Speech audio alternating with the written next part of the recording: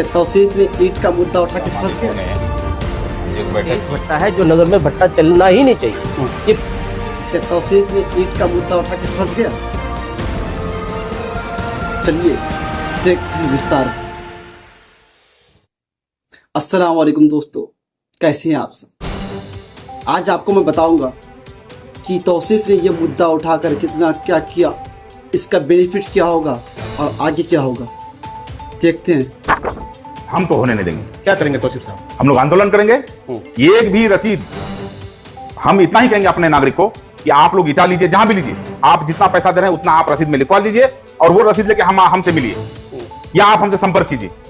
हम direct DM से wait करके हम उस पर कार्रवाई करवाएंगे, उस भट्टा मालिक पर कार्रवाई करवाएंगे और जो ज्यादा पैसा जो लिया आपको मैं दिखाऊंगा कि भट्टे वालों ने उनसे क्या सवाल किया और उसका जवाब क्या मिला। हम मेरा कोयला नहीं आ रहा, लेबर नहीं आ रहा, तो कोई सरकारी मदद नहीं मिलती है कहीं से। उस पे भी हम लोग बोले कि अगर हमारा साथ लोग देंगे तो फिर मैं आगे क्या करूंगा। सारा मुद्दा एक साथ खाने की कोशिश तो इंसान एक बार में नहीं हो सकता है, लेकिन एक एक करके इंसान आगे बढ़ सकता है। अगर हम आप उनको सपोर्ट करते हैं तो वो आगे चलकर हमारी आगे बात को बढ़ा सकता है। फिर देखिए वहाँ के नगर परिषद है, उनकी बात सुनिए। 90% भट्टा अवैध चल रहा है। 90% भट्टा, ऐसा नहीं कि मतलब हम आपको परसेंट भट्टा जो है अवैध है, जो होना ही नहीं चाहिए। फंसे तौसीफ साहब नहीं है, असल मुद्दा तो फंसा है भट्टों वालों का। जो अवैध चला रहा होगा उसका क्या हल होगा, वो क्या जवाब देंगे। तौसीफ साहब का एक बात और सुनिए। भट्टा वाले हैं, आप सार्वजनिक कीजिए कि इस जिला में इतना रेट है। आप 11,000 12,000 ईटा बेच रहे हैं, आप जीएसटी क्यों नहीं देते हैं? कि एक जिले में दो रेट कैसे, कहीं तो उस रेट में मिल भी रहा है ना, तो ऐसा फिर क्यों कि एक जिला एक स्टेट अलग अलग रेट, ऐसा तो नहीं हो सकता ना। जी बिल्कुल, देखिए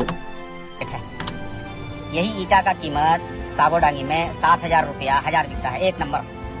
और यही ईटा बहादुरगंज में 1,000 का बिकता है, 11,000 12,000। नेहाल अख्तर पयामी साहब ने जब नगर परिषद से सवाल किया कि आप इसके बारे में बोले नहीं, आवाज नहीं उठाए, तो उन्होंने क्या जवाब दिया, सुनिए। जिले में और हमारे नगर में लगभग 22 से 23 भट्टा है जो नगर में भट्टा चलना ही नहीं चाहिए। ये पिछले 25 साल से चल रहा है।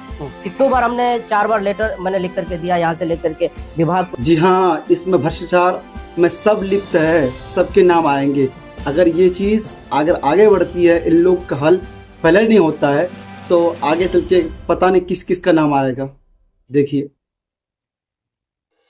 हाँ, अगर गरीब लोगों का तो कम से कम ईंट का तो फायदा हो रहा है ना, कम से कम ईंट तो कम रेटों में मिल रहा है। भाई साहब डबल में अगर हम हो सकता है उसको आधे रेट में मिल रहा हो, कितना फायदा होगा गरीबों का, भला नहीं होगा गरीबों का।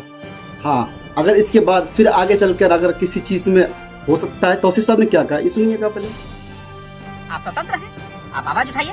रहा टोल का सवाल, टोल जिसके नाम पर है वो टोल वसूलता है। अगर वो गलत करता है टोल वाला, तो उस पर भी आवाज उठाइए।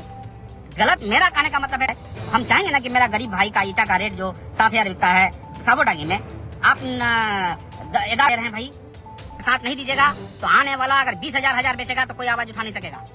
ये ईटा से शुरू किए हैं हम, बालू माफिया तक भी जाएंगे हम। आप लोग अभी इस मैटर पर साथ दीजिए।